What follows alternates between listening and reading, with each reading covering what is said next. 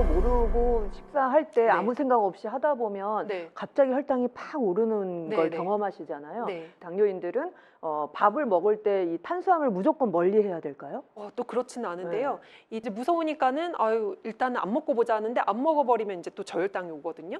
근데 몇 끼마다 그림에 보이시는 거 밥 3분의 1, 식빵 한 장, 고구마 반 개 정도나 감자 한 개는 몇 끼마다 한 번 정도는 드셔주셔야 저혈당에 빠지는 걸 방지할 수가 있고요. 여기가 이제 다 탄수화물에 해당되는 건데요. 환자분들이 가장 많이 놓치는 것들이 도토리묵 탄수화물이었어요. 이렇게 오. 놀래고 은행도 탄수화물에 속하거든요. 은행, 밤, 네, 그리고 진짜 의외인 게 완두콩. 완두콩. 콩은 단백질인 것 같은데 요거는 또 이제 탄수화물이 많은 콩이거든요. 근데 밥 먹을 때 완두콩 같은 거 많이 넣어서 먹으면 그래서 좋다. 당뇨인들에게는 불리하죠. 네. 당뇨병이 있다면 완두콩을 넣는 것보다 단백질 함량이 높은 검정콩이나 호랑이콩 이런 게 넣는 게 훨씬 더 이득입니다.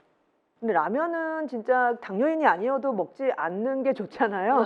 근데 이왕이면 건강하게 먹어야 된다면 뭐 어떻게 한 번, 두 번 정도는 먹어도 될까요? 라면이 칼로리가 굉장히 많이 나가거든요. 이렇게 그냥 몇 젓가락 안 먹었는데 100칼로리면 보통 그래서 남자분들 막 2개씩도 끓여 그렇죠. 먹거든요. 근데 이게 탄수화물이 굉장히 많아요. 드신다면 우리가 어떻게 드시면 좋냐면 일단은 겉면을 선택하는 게 더 유리한데요. 유탕면, 일반 라면은 유탕면이에요. 유탕면은 기름에 튀긴 건데 기름에 튀기면 당뇨병이 있다면 혈관에 아무래도 취약하거든요. 혈관이 얇아지고 또 꼬불꼬불해지고 탄력이 없어지고 하기 때문에 유탕면에 있는 기름을 안 쓰는 게 좋겠죠. 그래서 바람에 말린 겉면, 칼로리도 150 정도로 확 줄어요. 겉면에다가 그다음에 야채, 콩나물이나 청경채나 버섯 같은 거 썰어서 넣으시고 단백질, 이 조합 3개를 잊으시면 안 돼요. 탄수화물, 채소, 단백질 이 세 조합으로 내가 식사를 하면은 잘 하는 식사거든요. 라면 한 끼 드실 때도 이 조합을 맞춰서 드시고 그리고 좀 체구가 좀 작으신 분들은요. 라면 끓이실 때 4분의 3개 네, 4분의 3.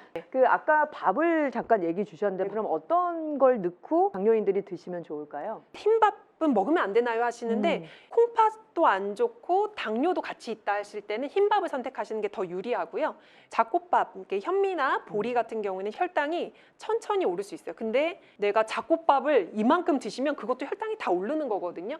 첫 번째는 양이 중요하고 그 다음에는 잡곡밥 이렇게 형태로 바꾸셔서 현미, 보리 각가지 잡곡 넣으실 수 있는데 이거는 이제 기본적으로 우리가 당뇨인이라면 하는 방법이고요. 두 번째는 이 콩밥인데요. 나물 위주로 식사하시는 분들이 있어요. 또 할머니, 할아버지 중에 어떻게 식사하세요? 그러면은 나물 반찬이나 김치, 얼갈이 된장국 이렇게 정도 두시고 식사하시는 분들이 있거든요. 고기는요, 고기는 안 좋아해요. 생선은요, 비려서 싫어요.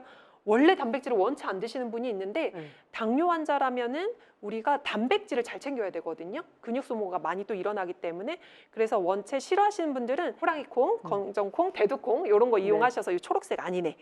이제 세 번째는 이 반대이신 분인데요. 고기만 드시는 분이 있어요. 야채 정말 잘 안 챙겨 먹고 혼자 사시는 남자 어르신 분들은 이제 나물 반찬을 잘 못 하시더라고요. 그런 분들은 애초에 이제 하기 쉽게 곤드레나 가지나 콩나물밥, 무나물밥 아니면 취나물밥 하셔서 나물을 이제 식사하시면서 같이 드시게 되면 혈당 떨어뜨리게도 할 수 있고 혈당 올라가는 것도 막을 수 있고 밥은 또 푸짐하게 이렇게 포만감 있게 드실 수도 있으니까 채소밥도 또 추천드릴 수 있습니다. 나머지 반찬들도 좀 건강하게 구성을 해야 되잖아요. 근데 이게 어려운 것 같아요. 네, 맞습니다.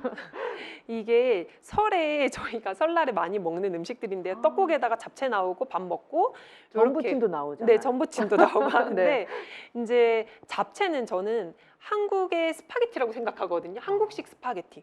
사실 여기에 돼지고기 채도 들어가고 아니면 소고기채, 시금치, 당근, 양파에서 당면까지 해서 한 끼 식사예요, 얘가. 근데 이걸 이제 반찬 개념으로 먹고 하다 보니까 이렇게 탄수화물이 넘치게 되는데 이런 식사의 조합으로 나왔을 때 이때 어떻게 드셔야 되냐면 도토리묵도 탄수화물이고 감자채 볶음도 탄수화물, 떡만둣국도 이렇게 탄수화물이기 때문에 당뇨 환자면 못 먹어, 먹으면 안 돼 이게 아니라 잡채가 반찬으로 나왔네 그러면은 밥량을 그때 좀 줄이고 그리고 감자채 볶음이 오늘 밥으로 나왔네 감자채 볶음은 안 받을래요 이게 아니라 감자채 볶음도 드시는데 먹은 것만큼 밥량 줄여서 식사를 하는 게 포인트예요.